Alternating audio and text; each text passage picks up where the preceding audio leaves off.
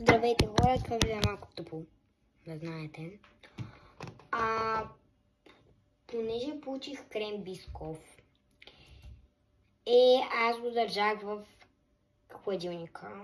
Да, не ме съдете, моля ви се, не ме хейтете, защото си мислех, че аз не исках да стане течен, много течен, а исках да бъде крем, такъв твърд крем. И си го държах там. Обаче братовчедни, защото той ми го подари, ми каза, че не трябва да го държа там, защото ще го разваля. И го държа тук. И сега да видим какъв е ефектът и дали се е получил като нутела се едно. Да. Вчера беше твърд. Твърд като камък. Сега имам и бисквитка Бисков. Сега ще си ги направя. Тя вътре е с вдъхновение. Шоколад, не Бисков. И сега, хора, ще пробваме заедно. Ето я бисквитката Лотос. Сега си мажеме от този оригиналния. И са мажеме.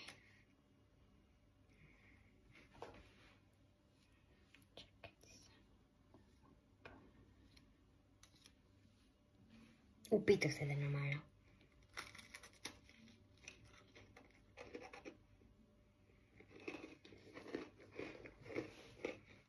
Латам.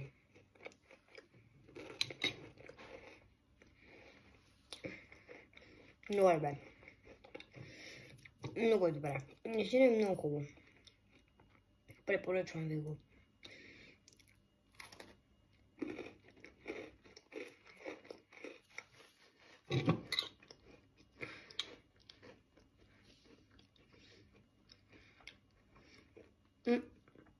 Аз много търся такива бисквитки. Нямам.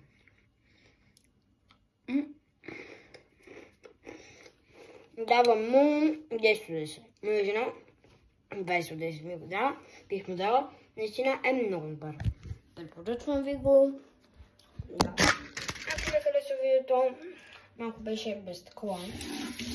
Без смисъл, ама просто не стана скучно, да. Ако ви е харесал, дайте по един лайк. Ако пък ви е харесал целият ми канал, може да ме подкрепите, като се абонирате с камбанката.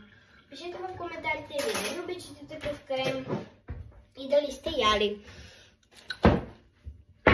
Обичам ви и до скоро! Чао!